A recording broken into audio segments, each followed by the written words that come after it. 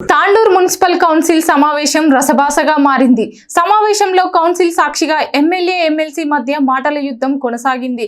MLA Rohit Reddy, MLC Mahender Reddy మధ్య విభేదాలు తలెత్తాయి. సమావేశంలో స్వాగత బోర్డును ఎమ్మెల్యే రోహిత్ రెడ్డి వ్యతిరేకించారు. కమిషనర్ కి సమాచారం లేకుండా ఎజెండా ఎలా ఏర్పాటు చేశారని ప్రశ్నించారు. అధికార కౌన్సిలర్లు రెండుగా విడిపోయారు. ప్రతిపక్ష పార్టీ కౌన్సిలర్లు ఎజెండాను చించేశారు.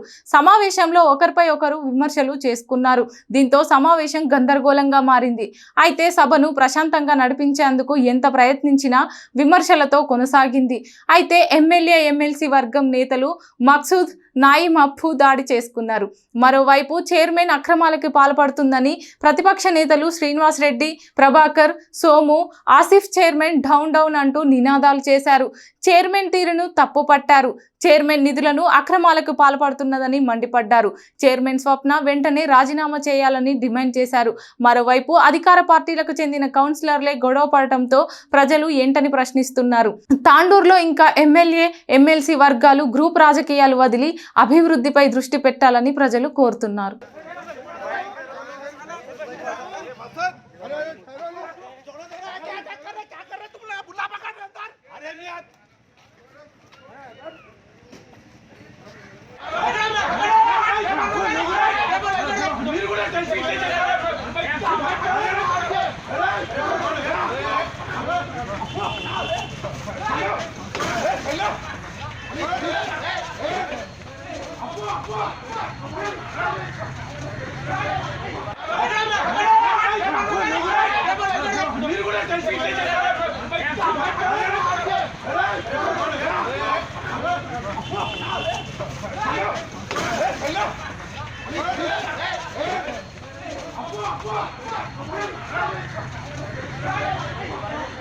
కౌన్సిల్ సాధారణ సమావేశం జరిగింది.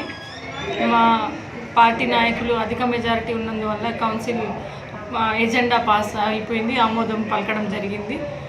ఎజెండా అనేది కౌన్సిల్ మెజారిటీ సభ్యులు ఉన్నందువల్ల ఆమోదం పలకడం జరిగింది. అలాగే ఇంకా ప్రతిపక్షాలు ఉన్నప్పుడు ఏదో ఒకటి రసభస అనేది జరుగుతూనే ఉంటుంది.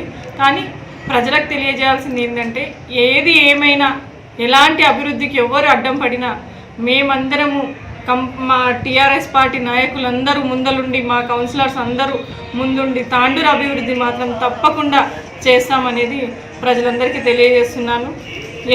ఎంతమంది ఎన్ని గీ పెట్టుకొని ఎన్ని అరిచినా ఎన్ని అడ్డంకులు పడినా ప్రజలకైతే అన్నీ తెలుసు.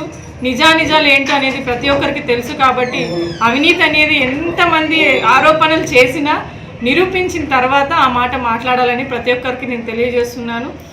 మీరు ఎంతమంది మీరు ఆల్రెడీ మీటింగ్ స్టార్ట్ అయిన నుంచి అరవడమే తప్ప ఇంకొకటి ఏదీ లేదు. ఇప్పటికీ కొత్త కౌన్సిలర్కి ముఖాముఖి అనేది కూడా లేదు. స్టార్ట్ అయిన నుంచి అల్లరి అనేది ఉంటుంది కౌన్సిల్లో. మనం అందరం మన వార్డు సభ్యులు మనకి ఎంతో ఆశతోని మనకి గెలిపించి 36 మెంబర్స్ని మనకు ఒక కౌన్సిల్కి పంపించారంటే వాళ్ళు మనకి ఎంతో ఆశతోని మనల్ని గెలిపించారు.